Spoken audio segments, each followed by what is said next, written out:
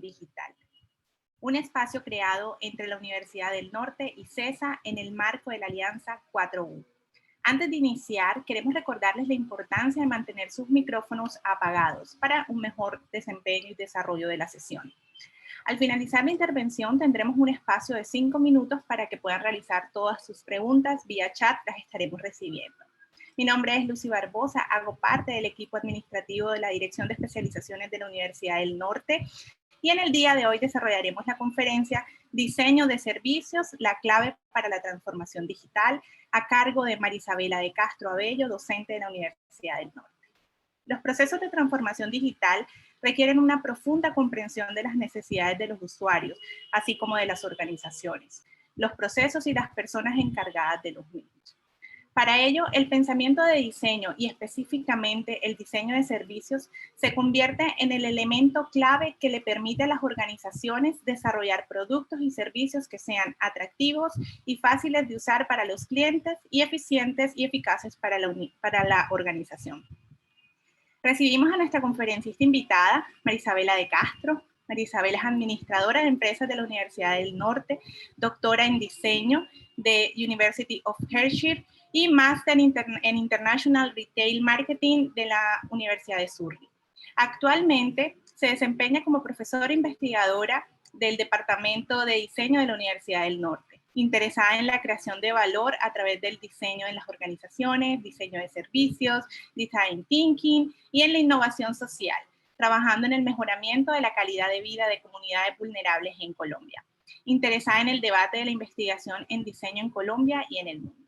Marisabela posee amplia experiencia en distintas organizaciones de servicios en el área de relaciones públicas y mercadeo, así como experiencia en consultoría en mercadeo para distintas empresas a nivel nacional. Sin más preámbulos, le damos una gran bienvenida a Marisabela. Marisabela. Hola Lucy, buenas tardes. Muchas gracias por la bienvenida, por la presentación y bueno, bienvenidos a todos y gracias por aceptar la invitación. Bueno, no, sin más preámbulos, voy a empezar la presentación. Pues como decía Lucy, esta charla es sobre diseño de servicios como un elemento clave para considerar en todos los procesos de transformación digital. Lo primero que quiero decir antes de empezar es una especie de disclaimer y es que esta no es una charla sobre tecnología. Para los que están entrando o estaban esperando de pronto encontrar otra cosa, de pronto vale la pena el aviso, porque yo no soy experta en nuevas tecnologías, yo no soy experta en todos estos temas relacionados con tecnologías nuevas y específicas que están surgiendo y que, por supuesto, hacen parte de los procesos de transformación digital. Lo digo porque en gran medida el énfasis y el enfoque que quiero darle hoy a la charla y el por qué este tema se ha involucrado en la Semana de la Transformación Digital es para entender la transformación digital más allá de las tecnologías específicas que se aplicarán en los diferentes tipos de organizaciones. Esta es una charla sobre qué debemos hacer o qué recomendamos hacer y qué procesos son necesarios aunados a los procesos de transformación digital. El diseño de servicios es una disciplina que apoya estos procesos, que ayuda a entender mejor a los usuarios y que por tanto nos va a ayudar a tomar mejores decisiones sobre eventualmente qué nuevas tecnologías o qué tipos de tecnologías son más apropiadas para aplicar en el entorno o en el sector específico en el que estemos haciendo el análisis. Dicho eso y esperando que de pronto el disclaimer digamos que no los aburra o no los haga considerar estar en la charla, pues voy a seguir adelante con el porqué y espero que después al final entiendan y consideren por qué lo digo. Para empezar, también me parece importante, por supuesto, es aclarar qué es el diseño de servicios. Probablemente muchas personas han escuchado esto, lo han escuchado mencionar en diferentes contextos, pero bueno, trabajo en esto y todavía considero que hay mucha gente que no lo entiende del todo bien o que o que tienen una idea vaga sobre qué significa realmente el diseño de servicios. Y para explicarlo mejor, siempre utilizo una frase de Mark Fontaine que dice, si tú tienes dos cafeterías, una al lado de la otra, que tienen exactamente el mismo tipo de local, con las mismas condiciones, venden el café a exactamente el mismo precio, el diseño de servicios es lo que te hace entrar a una y no a la otra. Y más aún es lo que te hace volver a esa cafetería una y otra vez y contárselo a más personas y hacer que otras personas también la visiten. Es una frase que me gusta mucho porque digamos que resume esta disciplina en un ejemplo bastante claro. Todo el tiempo pensamos que los servicios son buenos o dependen de el producto mismo que se está ofreciendo, de elementos muy tangibles en la prestación del servicio, como la presentación del lugar o la presentación de los empleados, etcétera. Elementos que son muy fáciles de identificar y de reconocer. Sin embargo, una y otra vez como usuarios o como clientes de diversos tipos de organizaciones, nos hemos encontrado en la situación en la que, por alguna razón, aunque nos enfrentamos a un lugar muy agradable estéticamente o muy bien presentado, con un muy buen producto, la experiencia no termina siendo del todo satisfactoria. Y en este sentido, el diseño de servicios brinda una mirada holística que nos permite analizar el servicio como un todo, considerando como foco, por supuesto, a los clientes, pero también a todas las demás personas involucradas en dicho proceso. Eso incluye empleados, eso incluye directivos, supervisores, incluye incluso otras empresas, amigos de los clientes, en fin, todos los grupos de interés que de una u otra forma afectan la experiencia de un cliente mientras consume o recibe un servicio. Otra de las, digamos que de las definiciones más usadas es la del UK Design Council y también es bastante concisa y clara. Y es que se trata de hacer que el servicio sea útil, usable, eficiente, efectivo y deseable. Esta definición es bastante completa a pesar de su sencillez, porque en una misma frase está involucrando dos elementos fundamentales en este análisis. Por un lado, la perspectiva del cliente, que sienta que el servicio es útil, que es deseable y que es fácil de utilizar, pero sin dejar de lado la perspectiva de la organización y la necesidad siempre de ser eficientes y efectivos.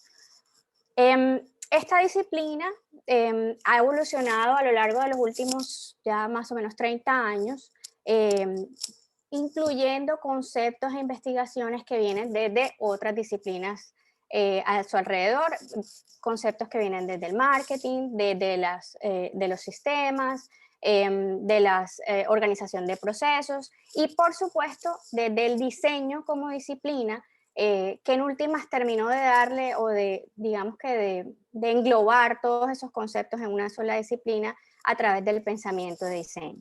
Y el pensamiento de diseño lo que hace es entregar esa mirada holística, por un lado, ese análisis exhaustivo y riguroso de lo que los usuarios necesitan y esa capacidad de integrar diferentes elementos para iterar continuamente hacia una solución lo más óptima posible. Entonces, el diseño de servicios a través de sus metodologías y de los análisis y de los procesos que realiza dentro de la organización, entrega 4 elementos fundamentales para concebir, desarrollar nuevos o mejorar servicios existentes. El primero de ellos es ayudar a identificar el verdadero problema. Este es el más importante y quizá la clave principal del diseño de servicios. Generalmente, y aunado a los procesos de transformación digital, partimos de un síntoma y partimos de algo que hemos identificado en la organización. Puede ser a través de unos indicadores que no están funcionando muy bien, bajas en las ventas o bajas en el uso de un canal de distribución específico, bajas en el desempeño de un sector de los empleados o una parte de los empleados. En fin, casi siempre partimos de un síntoma de algo que se manifiesta a través de un indicador organizacional.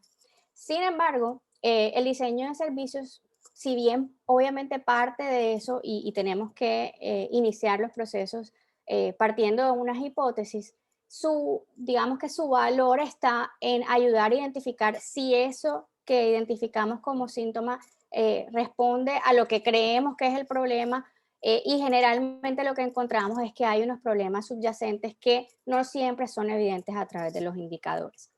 Por supuesto, después de haber identificado el problema correcto, pues también nos ayuda a resolverlo, ¿no?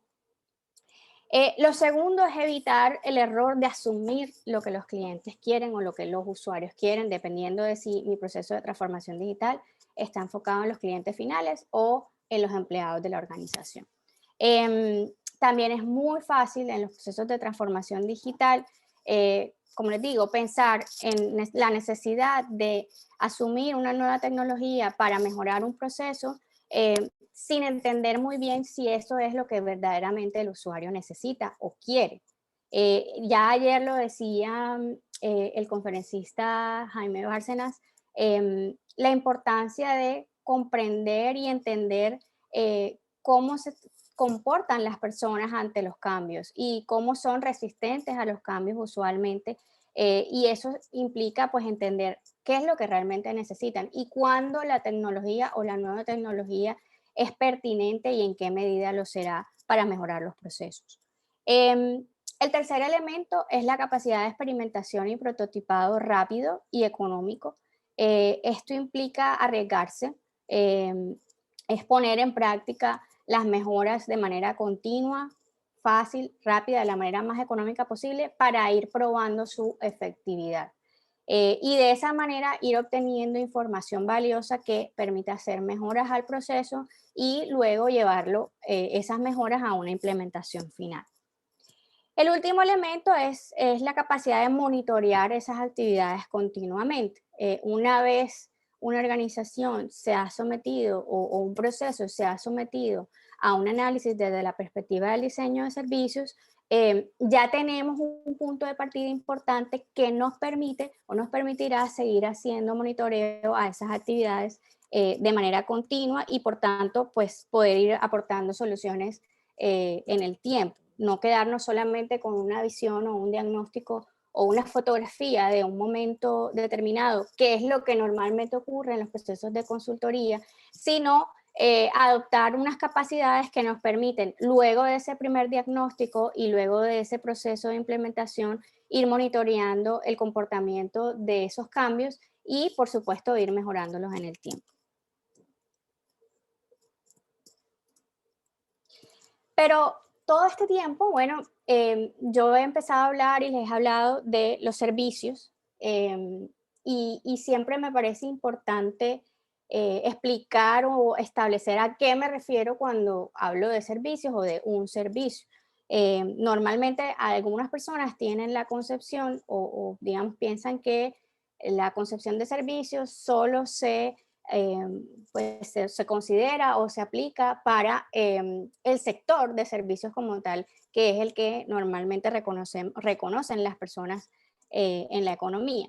Sin embargo, para explicarlo, me gusta siempre hacerlos reflexionar un poco sobre cómo llegaron a esta charla.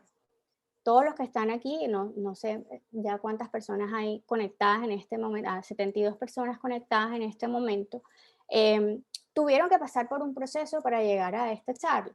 Ese proceso tuvo más o menos pasos dependiendo de la forma en la que se enteraron de la conferencia, de la forma en la que recibieron la información, el medio a través de lo que les recibieron, etcétera. Pero en cualquiera de los casos tuvieron que pasar por un proceso para llegar aquí. Y luego de que termine esta charla, pues puede que haya unos procesos que queden andando luego de haber asistido a la charla. ¿Eso qué significa? Que en cada uno de esos momentos, desde el mismo instante en el que les llegó la información o alguien les contó de la charla, luego averiguaron un poco más si fue el caso, vieron el resumen, miraron si realmente les interesaba o no, si lo creían interesante, y luego completaron un proceso de inscripción y de conexión, finalmente a la charla, que es en el momento en el que estamos ahora. Em, si lo piensan, todo eso fue un servicio y está siendo parte de un gran servicio. Aquí somos dos universidades que estamos conectadas, que estamos trabajando juntas en este momento por este mismo fin o con este mismo objetivo. Y en ese sentido, pues tenemos unos procesos para los cuales nos comunicamos con las personas interesadas y damos a conocer este tipo de actividades con un fin en particular. Luego de la charla, como les decía, habrá quienes sigan interesados en el tema, habrá quienes sigan en contacto con las universidades, habrá quienes no, pero se completa un ciclo del servicio. En ese sentido, todos los pasos que tuvieron que pasar, vale la redundancia, para llegar aquí y luego lo que pasará si eventualmente después de la charla alguno decide continuar en conexión con las universidades, hace parte de un sistema de servicio. Y en eso, para explicarlo también o para terminar de definir lo que se considera un servicio, siempre me gusta decirlo de esta manera. Un servicio es todo aquello que le permite a las personas realizar una tarea o cumplir una función o alcanzar un objetivo. Esto es aplicable tanto a todo aquello que hacemos o que involucra a clientes finales, ¿verdad? Como lo que tiene que hacer o lo que ayuda a un empleado, por ejemplo, a cumplir su labor dentro de una organización o a cumplir con sus funciones dentro de una organización. Y en ese sentido, pues por supuesto, casi todo hoy en día implica un servicio. Incluso aquellas empresas que usualmente o que tradicionalmente se consideran productoras de bienes tangibles, 100% manufactureras, tienen que salir de la concepción de que lo único que hacen es producir bienes y entender que esos bienes hacen parte de un sistema de servicio que le permite a las personas cumplir con unos objetivos. Independientemente de lo que yo produzca, ese elemento, ese objeto o ese bien le ayuda a mi cliente a cumplir con una función en su vida diaria o en su trabajo o en su negocio, dependiendo del tipo de cliente que yo atienda. Y esto es tan aplicable o tan cierto tanto para los servicios de carácter público como para los servicios privados, ¿no? En cualquiera de los dos casos va a haber recursos invertidos y, por supuesto, y como siempre lo digo, la necesidad de ser eficientes y eficaces en la medida de que lo sea posible.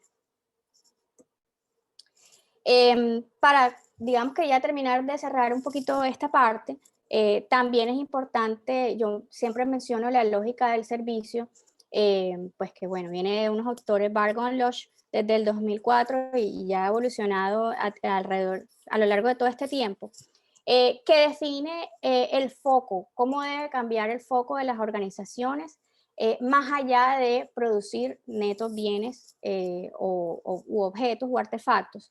Y dejar de pensar en que el foco pase de esos objetos o de esos productos que hacemos a cómo servir mejor a nuestros clientes y cómo apoyar su propio proceso de generación de valor. Como les decía, cómo mi producto, si yo soy una empresa, por ejemplo, manufacturera, le ayuda a mis clientes finales a generar valor en su vida diaria, si es mi cliente final, o a su organización si atiendo otros negocios como mi modelo de negocio.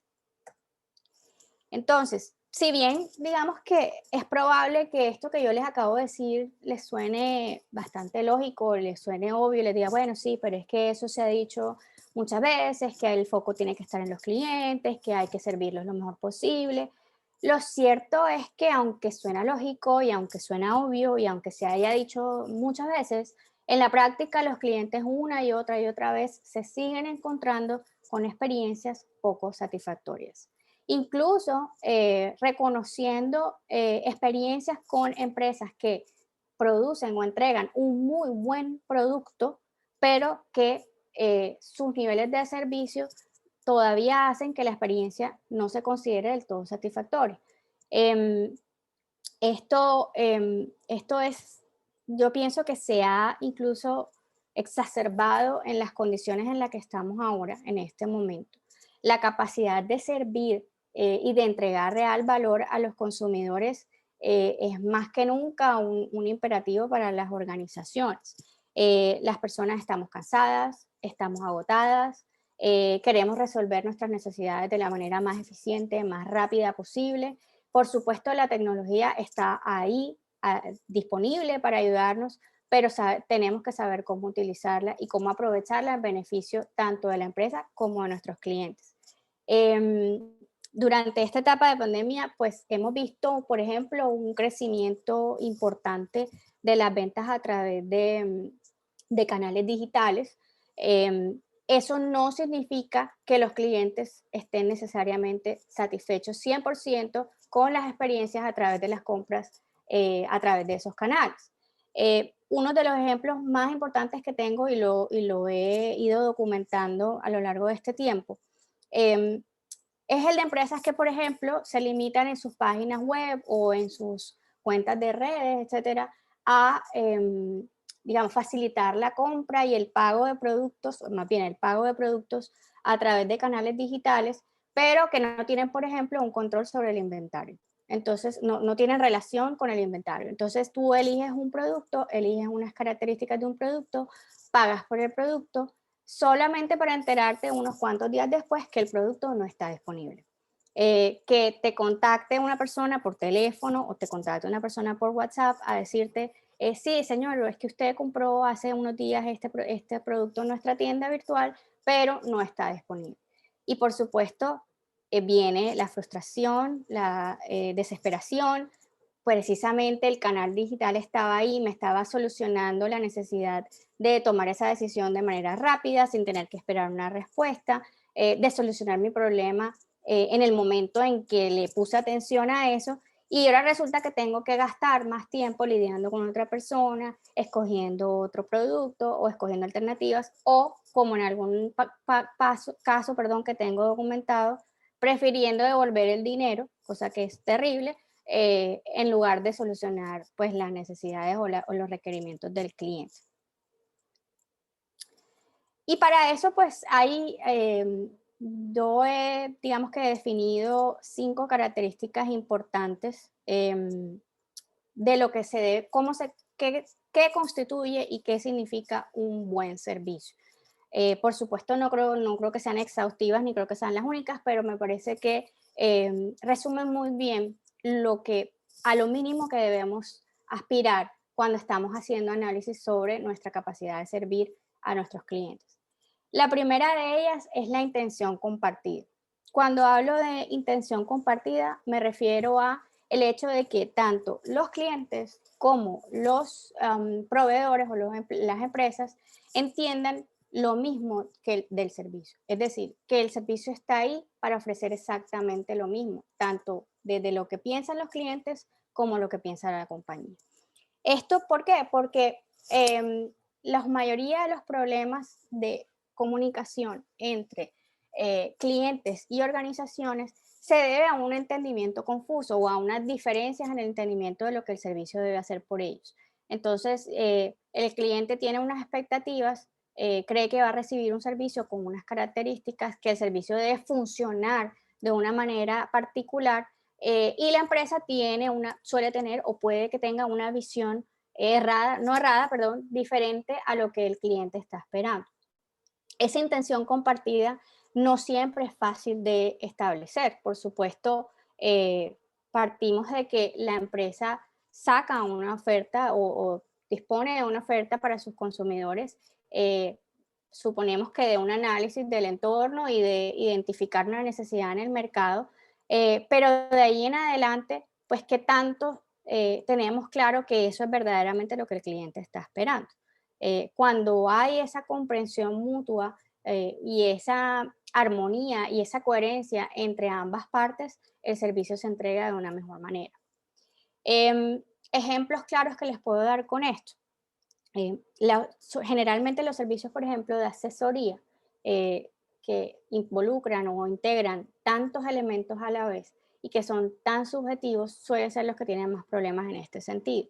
Entonces, en este análisis particularmente lo he hecho a nivel público, a nivel de servicios públicos o provistos por el Estado, perdón, sobre lo que los usuarios, los ciudadanos en este caso, esperan que el servicio haga por ellos y lo que desde el punto de vista de los proveedores se cree que están entregando a los usuarios. Y ahí hay choques. Yo creo que el servicio debe hacer por mí esto y al final estoy recibiendo algo completamente diferente, o no necesariamente completamente diferente, pero sí distinto a la realidad que yo estaba esperando. El segundo elemento es la facilidad de uso. Y esto, vuelvo, insisto, puede ser hasta supremamente obvio, pero no lo es. La facilidad de uso es uno de los problemas de diseño de servicios más grandes que hay. Por supuesto, en los procesos de transformación digital, ni que hablar de eso. El hecho de que tú entres a una página o entres a hacer un pedido, que no tengas muy claro cómo funciona, que no tengas muy claro cómo debes acceder a él, qué tipo de información debes entregar, qué es seguro y qué no, cómo identificarlo, dificulta el uso de ese servicio. Y por tanto, por supuesto, va a prevenir a las personas de utilizarlo o de acceder a él, porque el miedo, por supuesto, y la inseguridad va por encima de todo. La facilidad de uso también lo llevo hasta los niveles más obvios de todos, pero lo he encontrado y también lo tengo documentado en mi experiencia, y es, por ejemplo, cosas tan sencillas como facilidades de pago. En gran medida, los nuevos servicios o los productos que se ofrecen a través de nuevos canales no entregan esas facilidades para completar el pago. Y las personas se sienten frustradas, se sienten molestas, quieren terminar una operación y no pueden hacerlo porque ese proceso no está bien establecido.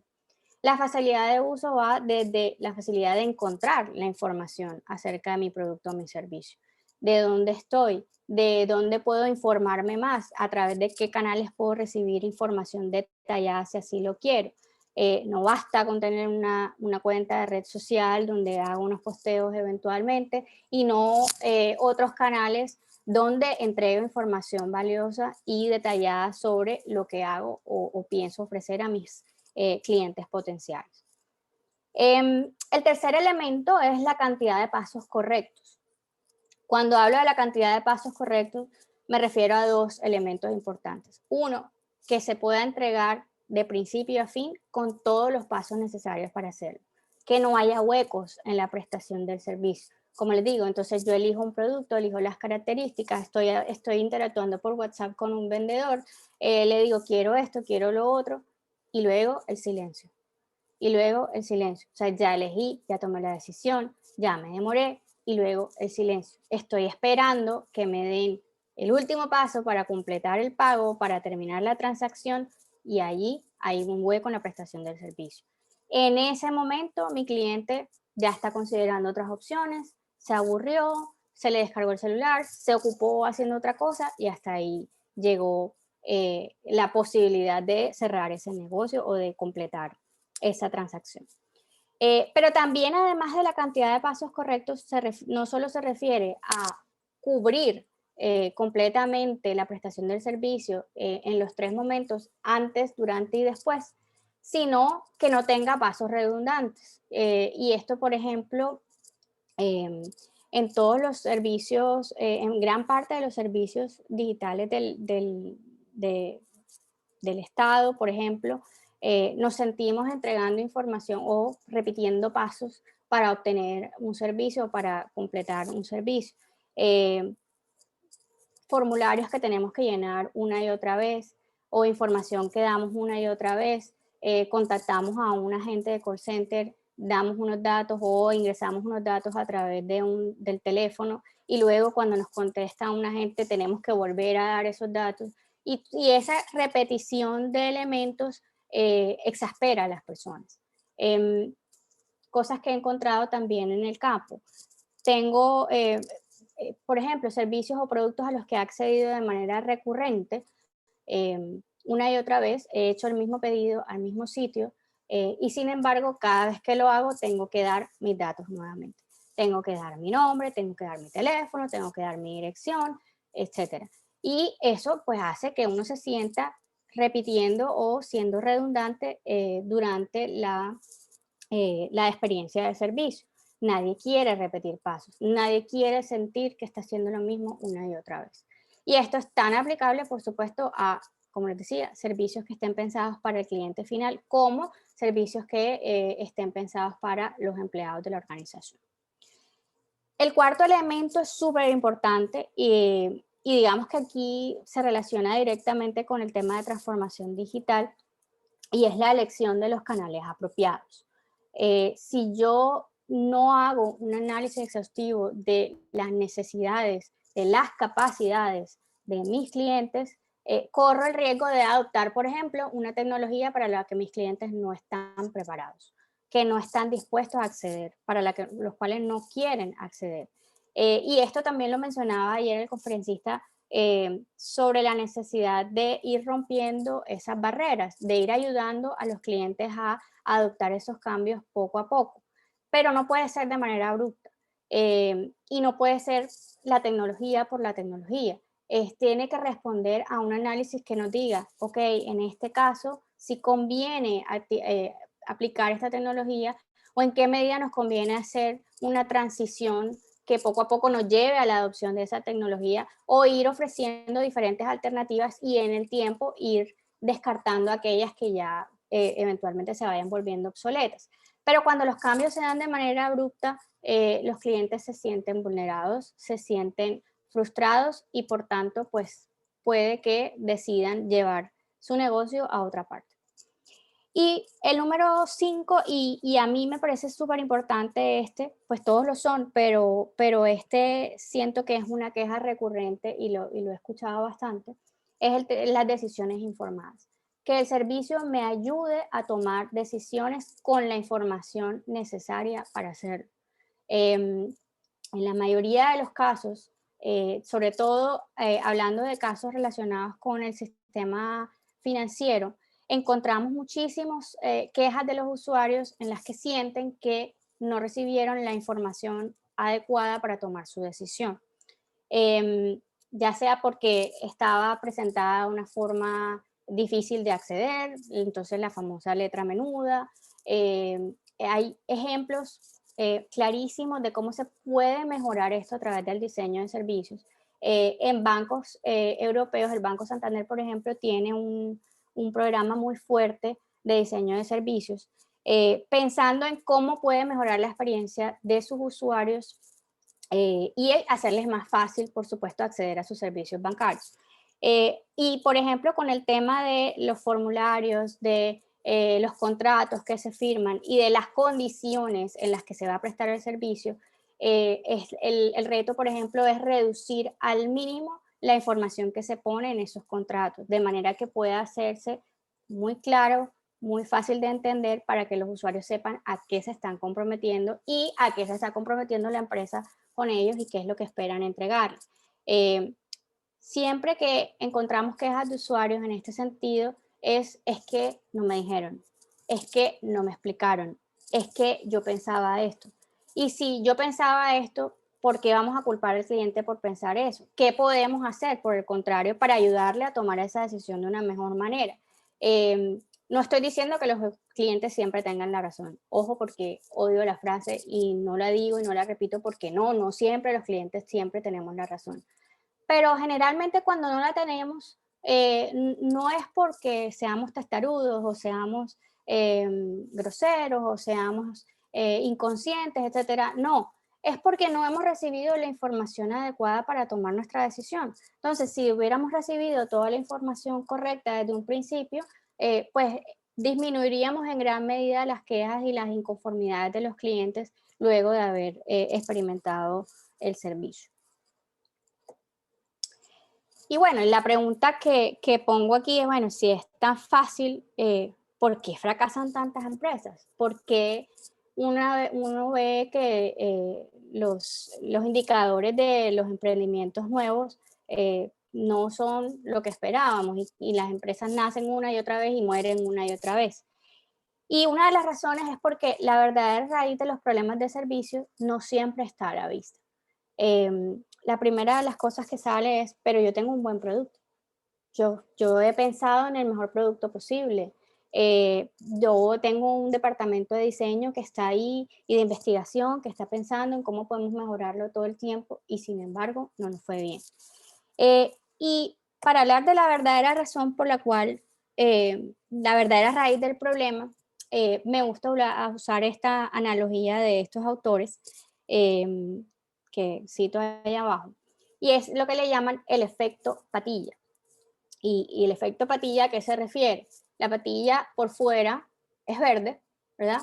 O sea, lo que vemos cuando la patilla está completa es todo verde, pero cuando partimos la patilla, por dentro la patilla es roja. ¿Y eso qué significa? Que normalmente tenemos un montón de indicadores asociados a la satisfacción de los clientes que en principio nos pueden mostrar un buen comportamiento eh, o un comportamiento aceptable, pero que esconden inconformidades que no necesariamente se miden con los indicadores actuales. Uno de los casos que ponen estos autores se refiere, por ejemplo, a una empresa de servicios de Internet y de telefonía en los hogares. En el análisis del recorrido de la experiencia de esos clientes, que se encontró que la experiencia de los usuarios al acceder al call center para pedir ayuda, para reportar un problema, para reportar un inconveniente, generalmente solía ser positiva, ¿no? O sea, sí, yo cada vez que accedía al call center me atendían bien, me respondían, fueron muy amables, me resolvieron el problema y cuando llegaba el momento de evaluar esa experiencia, los clientes pues la evaluaban en relación a lo que habían recibido. Si la experiencia había sido generalmente positiva porque la persona había respondido a las necesidades, a los requerimientos y le había brindado una solución, pues por supuesto el cliente lo evaluaba de manera positiva o satisfactoria. Pero cuando empiezan a hacer el análisis más profundo, la pregunta real surge es, bueno, pero en primer lugar, ¿por qué la persona tiene que llamar al call center? Y cuando empiezan a hacer los análisis de recorrido, encuentran que no hay ningún indicador que nos muestre esto. Entonces, estamos midiendo cómo es la atención en ese momento específico de la prestación del servicio, que es el acceder al call center o a la gente de servicio al cliente, pero no estamos analizando las razones que llevan al cliente a acceder a esa parte del servicio, que en cualquier caso ya implica reportar un problema, algo que salió mal o que no estuvo bien. Y no había ningún indicador que mostrara eso. Entonces, ahí, digamos que a través de ese ejemplo surge lo que se conoce como efecto patilla.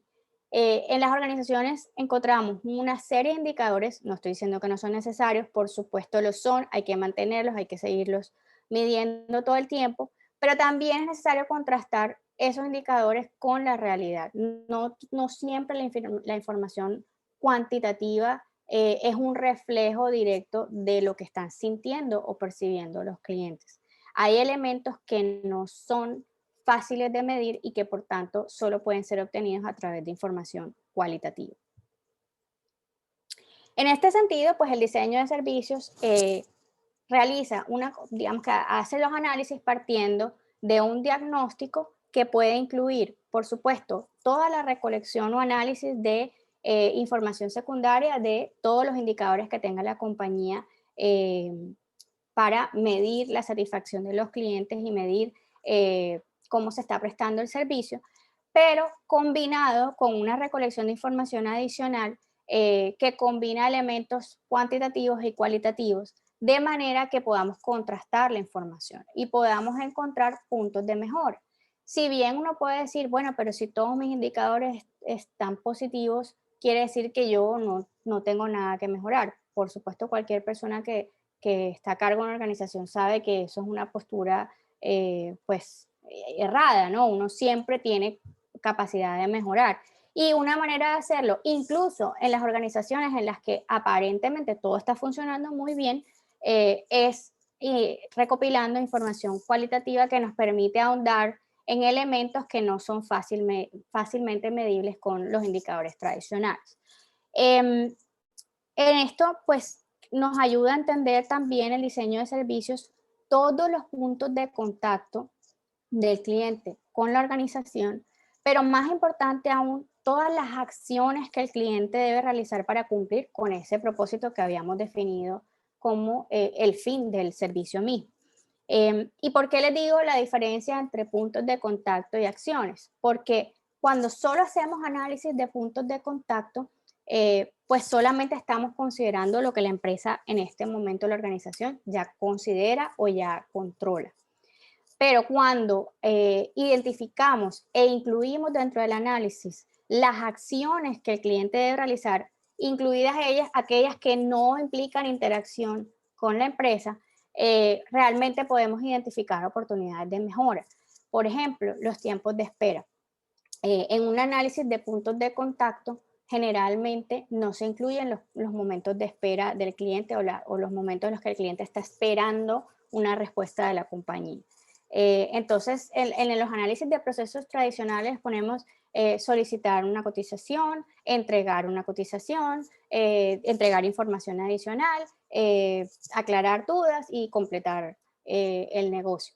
Pero los momentos de espera no necesariamente se consideran. Y entonces, ¿cuánto tiempo pasa o qué pasa mientras que el cliente solicita la cotización y efectivamente la recibe? ¿Qué pasa en ese momento? ¿Cuánto tiempo pasa? ¿Qué está haciendo el cliente mientras eso está sucediendo? Probablemente buscando alternativas. Si se demora, si no hay respuesta, por supuesto, descartando enseguida la posibilidad de trabajar con esa organización. Y por supuesto, frustración, molestia e inconformidad que no siempre la organización es capaz de identificar plenamente. Otro punto importante es que bajo esta perspectiva hacemos un análisis que incluye los momentos previos a la prestación del servicio, por supuesto, todos los momentos involucrados en la prestación del servicio y los momentos posteriores a la prestación del servicio. Y este proceso lo hacemos en 4 grandes etapas. Digamos que todo proyecto de investigación de servicios tiene estas 4 grandes etapas. Una primera etapa, como les decía, de diagnóstico, que se considera una etapa de investigación donde se recopila toda la información necesaria, aquella que la organización ya tiene y aquella que se recopila con el fin específico del proyecto. Luego una etapa de ideación donde se generan ideas en masa, se recombinan, se piensan, se filtran, se priorizan todas las ideas de solución que se encuentran para dar respuesta a los puntos críticos o a los momentos importantes que decidimos atender en este momento. Una etapa de prototipado donde hacemos pruebas muy rápidas, económicas y sencillas que nos permiten valorar qué tan efectivo o qué tanto impacto tendrían esas mejoras en la satisfacción de los clientes y en la experiencia de los clientes y por supuesto en la eficiencia y la efectividad de la organización. Y por último, una etapa de implementación donde pues ya se desarrollan las mejoras o los elementos que se requieran para implementar esos nuevos puntos de servicio en la prestación del servicio. Muy importante aquí, en cada una de estas etapas debemos lograr el involucramiento de la mayor cantidad de actores posibles. Cuando me refiero a los actores, hablo, por supuesto, de los clientes como punto central del análisis, independientemente de si estemos hablando de un servicio pensado para clientes finales o para empleados de la organización, pero también a todas las demás personas que se involucran en el proceso. Personas que tienen contacto directo con los clientes y personas que no tienen contacto directo con los clientes. Es una manera de involucrarlos en el proceso, de hacerlos entender el punto de vista del cliente, cómo se siente el cliente y cómo su propio trabajo, independientemente de que tengan contacto directo o no con ese cliente, cómo afecta la experiencia. Cómo lo que yo hago detrás de cámaras, cómo lo que yo hago backstage, como le llamamos, tiene impacto o tiene un efecto en la experiencia del cliente. Aquí digamos que yo soy me adelanto un poquito, pero soy muy crítica del hecho de que se está hablando mucho de co-creación y de co-diseño, cosa que desde el departamento de diseño nos encanta y nos parece súper interesante porque nosotros, esa es nuestra manera de trabajar y de pensar desde siempre, pero ojo con confundir lo que verdaderamente significa el codiseño y lo que verdaderamente significa la co-creación. Y ya lo vamos a hablar más adelante. Y bueno, aunque ya les he dicho cómo se relacionan el diseño de servicios y la transformación digital, pues hay unos puntos muy específicos que quiero dejar como muy claros en el día de hoy. Lo primero es que todo proceso de transformación digital tiene que partir de una comprensión del sistema en el que se encuentra inmerso el producto o servicio. En algún momento tuve una actividad con agentes de turismo en Santa Marta, em, y hablábamos de eso y yo les decía, sí, si tú piensas que tu servicio solo es el de hotelería o que tu servicio solo es el de transporte o que tu servicio solo es el del restaurante que está en la playa y solo piensas en las condiciones de tu servicio y no en cómo los demás actores afectan la experiencia general de los turistas en este caso, eh, tenemos una concepción errada de ese sistema. Cuando una persona se va de vacaciones, su experiencia al final la evalúa por todo lo que vivió. Por supuesto, va a tener unas valoraciones específicas sobre lo que le pasó en el hotel, sobre lo que le pasó en el restaurante, sobre lo que le pasó en el taxi que lo llevó de un lado al otro o en el sistema de transporte público. Pero de que todo eso esté conectado, que trabaje de manera conjunta y que piense en la experiencia final de ese turista, pues depende del éxito de cómo esa persona cuenta esa experiencia al final. Y del hecho de que la persona diga, hombre, sí te recomiendo que vayas a esa ciudad o a ese país o no, porque todo funciona perfectamente, porque yo me sentí seguro en todo momento, porque yo me sentí confiado en las transacciones que hacía con el uno y con el otro. Y eso es importante entenderlo en todo proceso de transformación digital. ¿De quiénes depende mi producto o mi servicio? Es decir, con quiénes debo estar conectado. ¿Qué puesto ocupa mi servicio en relación a otros, competidores o no, pero qué puesto ocupa? Y quiénes hacen parte del proceso, quiénes son las personas que hacen parte, que hacen posible la entrega de ese servicio. Otro elemento, otro punto importante, un estudio realizado por McKinsey en el 2018. McKinsey cada 2 años más o menos está haciendo esta medición. Encontró que el 26% de los procesos de transformación digital reportados por representantes de diferentes empresas en distintos sectores era considerado exitoso. Es decir, del 100% de los procesos de transformación digital, solo el 26% lo consideró exitoso. Y allí el éxito se midió en relación a dos elementos importantes.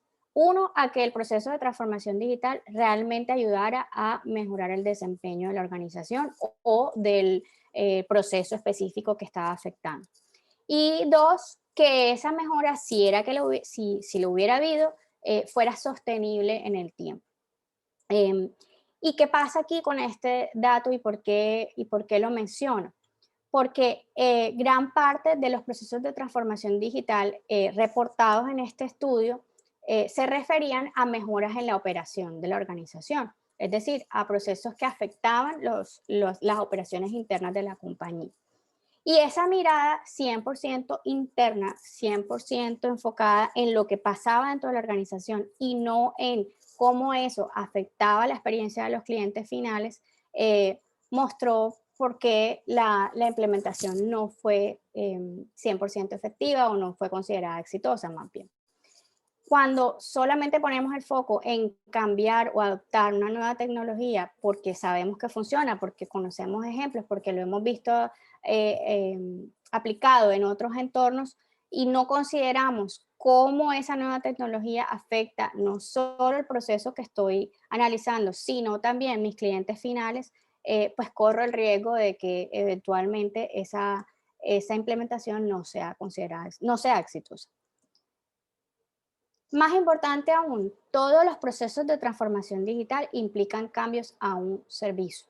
En la definición de servicios que les he dado hoy, en la que el servicio le permite a las personas cumplir con un objetivo, realizar una función, realizar una tarea, todos los procesos de transformación digital necesariamente implican cambios a un servicio. Por lo tanto, una perspectiva, una concepción de ese proceso como un servicio nos va a ayudar a entender verdaderamente qué debemos hacer, qué no debemos hacer, qué debemos considerar para que ese servicio se preste de una manera eficiente, eficaz, pero sobre todo agradable y fácil de usar para los clientes, para los usuarios, perdón. Todos los procesos de transformación digital van a afectar a los clientes de la organización, independientemente de que el proceso específico que yo estoy analizando, que yo estoy trabajando, esté enfocado en un proceso interno o en un proceso donde están involucrados solo los empleados de la compañía. Eventualmente esa mejora en ese proceso interno va a repercutir en la experiencia del cliente final. Entonces, a través del diseño de servicios o con esta perspectiva, ayudamos a todos los miembros de la organización o a una buena parte a tener un enfoque centrado en los clientes, a dejar de pensar en mi trabajo o en mi función o en mi rol como una parte específica, en algo que yo tengo que cumplir todos los días, a empezar a pensar en cómo mi rol afecta la perspectiva y la experiencia de los clientes finales de la empresa. Esto lo decía ayer también el conferencista y me gusta mucho porque, por supuesto, estábamos conectados en ese sentido. Y él lo dijo y yo lo sostengo. Los cambios generan incertidumbre y generan resistencia. Es difícil adaptar el cambio, es difícil hacer que las personas dejen de hacer las cosas de una manera para empezar a hacerlas de otra. Y eso, digamos que a través del diseño de servicios, de cierta medida, ayudamos a reducir esa incertidumbre y esa resistencia. No quiere decir que va a desaparecer, no quiere decir que no va a estar, pero en la medida en que involucramos a la mayor cantidad de actores en el proceso de desarrollo, les ayudamos a ir entendiendo mejor esos cambios, a ir entendiendo por qué se necesitan los cambios y por supuesto eso va a afectar sus niveles de resistencia y de incertidumbre y eventualmente sus niveles de adopción de esa nueva tecnología. Les hablaba hace algunos minutos sobre los retos a superar. El primero de ellos es la generación de confianza. La confianza, lamentablemente, en Colombia es un problema todavía muy, muy grande. Es un reto que tenemos que superar si queremos avanzar. Esa confianza va no solamente en la confianza en las nuevas tecnologías, en los nuevos sistemas, en hacer algo de manera distinta, esa de por sí ya es una desconfianza importante, pero es la confianza entre nosotros mismos, entre las personas, en cómo damos respuesta a los problemas, en qué entendemos cuando un cliente pone una queja y cómo damos solución a esa queja. Siempre estamos pensando en, es que este me quiere meter gato por liebre, es que este me quiere ver la cara de bobo. Esa actitud, esa mentalidad de desconfianza entre las personas no ayuda a estos procesos, ni a los procesos de transformación digital y mucho menos a la adopción de una perspectiva de diseño de servicios. Y lo conecto inmediatamente con el que está al lado y lo alcancé a mencionar ahorita. El diseño de servicios implica el trabajo en equipo, implica el trabajar todos por un mismo fin. Tanto los miembros, por supuesto, de una misma organización, de diferentes áreas o de diferentes departamentos dentro de una misma organización, como, y más importante aún, como país, pues trabajar juntos para superar los retos que tenemos enfrente, que no son pocos. Cómo generamos esa confianza entre nosotros mismos para poder ahí sí lograr procesos realmente codiseñados y co-creados. Cuando les hablaba de esto, lo mencioné rápidamente hace pues algunos minutos, les decía que nos parecía muy chévere o me parece muy interesante que se esté hablando de co-creación, que se esté hablando de codiseño con mayor frecuencia y en todos los niveles en los que lo estamos escuchando, pero no podemos confundir lo que realmente significa codiseño y lo que realmente significa co-creación. No lo puse aquí, pero hay un chiste entre diseñadores y es que el hecho de que tengas un tallercito con post-its no implica que tienes un proceso codiseñado ni que estás generando co-creación de valor. Estas son metodologías, son herramientas que pues facilitan estos procesos, pero el codiseño y la co-creación parten de primero de un trabajo en equipo, como les decía, de un entendimiento por trabajar por un fin común, por un objetivo común, y de un esfuerzo continuo. Porque yo llame a las personas un día y les pregunto una cosa, y las haga poner sus opiniones en unos post-its y luego más nunca les pregunto y luego más nunca les muestro y luego más nunca comparto con ellos, entonces no hay codiseño y no hay co-creación. O sea, hice un taller y obtuve una información y recolecté información, hice incluso una lluvia de ideas, pero hasta ahí. Los procesos realmente codiseñados y co-creados tienen que tener permanencia en el tiempo. Y tienen que tener un involucramiento continuo de todos los actores para que realmente se llegue a los niveles esperados. El tercer reto a superar, sin duda, es la educación y el empoderamiento de los usuarios. Por un lado, es ayudarle a las personas a adoptar las nuevas tecnologías, a perderle el miedo, a explicarle las cosas, qué deben hacer.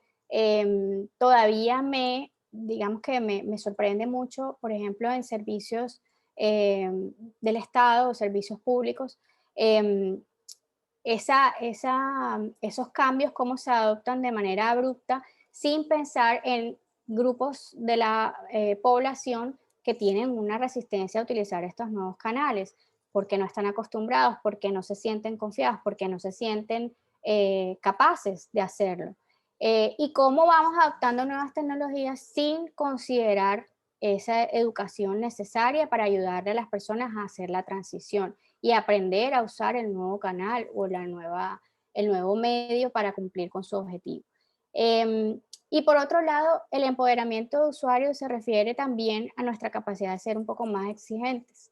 Em, una y otra vez encuentro casos de personas que se sienten frustradas, molestas, con un servicio que reciben o con un producto, el servicio asociado a la compra de un producto y sin embargo no se quejan y sin embargo siguen comprando. O sea, no estoy diciendo que, pues, que haya que castigar a todo el mundo y no comprar y ser, pero sí a ser exigentes, o sea, por ejemplo, quejarse ante la organización, decir, no me gusta, no estoy satisfecho, creo que lo puedes hacer mejor aquí.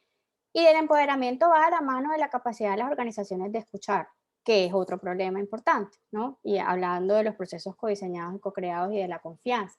¿En qué medida esos nuevos emprendimientos están en la capacidad de escuchar a sus usuarios, de recibir retroalimentación, de recibir las quejas y adoptarlas para mejorar? En últimas, como les decía, lo que queremos es generar un estatus de confianza que nos permita generar esos diálogos en los que todos ganamos.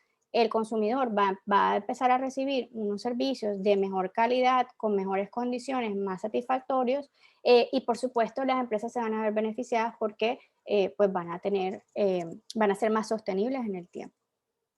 Bien. Y por último, el tercer reto importante siempre va a ser en estos temas es la presión del mercado. Es la necesidad de responder rápido antes que el competidor.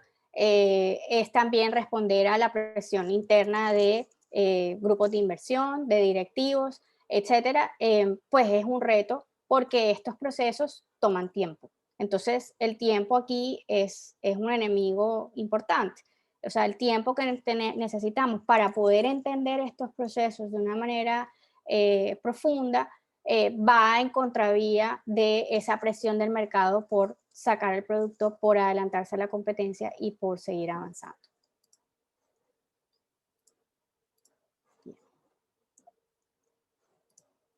Ay, perdón. Y entonces, bueno, para ir, si ya vamos a hablar de los retos, pues me parece importante también mostrarles cómo podemos empezar, porque de algo tenemos que partir.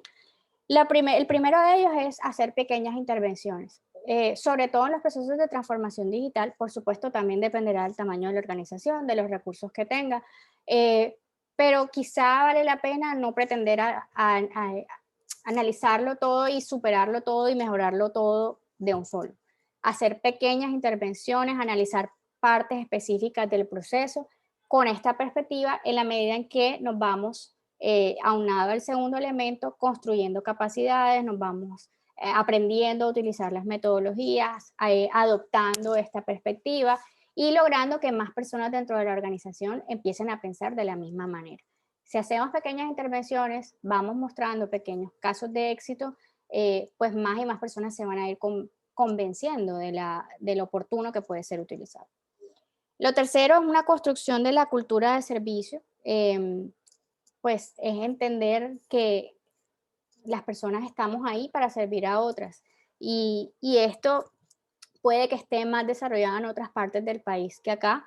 ¿Qué entendemos por cultura de servicio? No es tratar informalmente, no es ser muy querido, la cultura de servicio implica ese pensamiento, esa perspectiva y ese enfoque de querer hacer las cosas mejor para los clientes siempre. Y por último, necesitamos liderazgo que apoye iniciativas, tanto a nivel público como privado, mientras haya unos líderes importantes que apoyen el uso de estas perspectivas y este enfoque, pues va a ser más probable que tengan éxito en el tiempo. Por último, pues les dejo con esta frase de Don Norman, que dice, el diseño de la tecnología, la medida en que el diseño pueda cumplir con las necesidades de los humanos y con sus capacidades, está determinado no por la tecnología misma, sino por la psicología de las personas, por cómo las personas piensan, por cómo las personas actúan.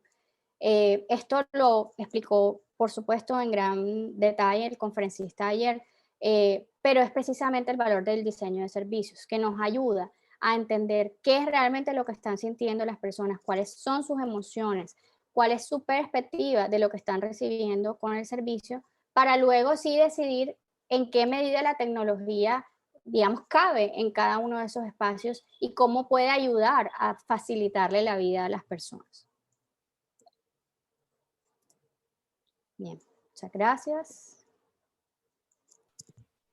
Gracias, María Isabela, por este espacio tan interesante. Estamos justos de tiempo, pero no quisiera que dejáramos de responder una pregunta que nos hizo Agustín Iturricha. Dice, ¿cuáles son las principales métricas sobre la gestión del servicio? ¿Forman parte del diseño de servicio? Sí, siempre. Partimos siempre de los indicadores que tenga la organización. En gran medida, la mayoría debe tener unos indicadores básicos de satisfacción del servicio. Hay muchas maneras, hay varias maneras de medirlo y escalas de medición de la satisfacción del servicio y de la calidad del servicio, que tiene unos elementos especiales. ¿Cuáles son esos elementos? Por supuesto está la atención o la actitud de los empleados, está los elementos tangibles en la prestación del servicio, la presentación de las cosas, del lugar, de las personas, etcétera. Y por supuesto en la medida en que el servicio cumple con lo que el cliente está esperando. Uno de los retos más importantes también es lograr unos indicadores específicos para, digamos que de alguna manera tener eso que nos muestre, después de haber utilizado este enfoque, en qué medida la satisfacción del cliente mejoró, empeoró o se quedó igual, para usar la famosa frase. Pero hay unos indicadores que toda organización debe tener con respecto a la satisfacción de los clientes, que son el punto de partida para hacer los análisis. Muchas gracias, María Isabela. De esta forma llegamos al final del segundo día en la segunda semana de la transformación digital. Agradecemos a todos, a nuestra conferencista invitada por sus valiosos aportes y a todos los presentes por acompañarnos en este evento. Los esperamos en la jornada del día de mañana a las 12:30 del mediodía con la conferencia El valor de la visualización de datos y narrativas de historias en las empresas, a cargo de Ricardo Di Carlo Blanco, docente del CESA. Muy buenas tardes para todos.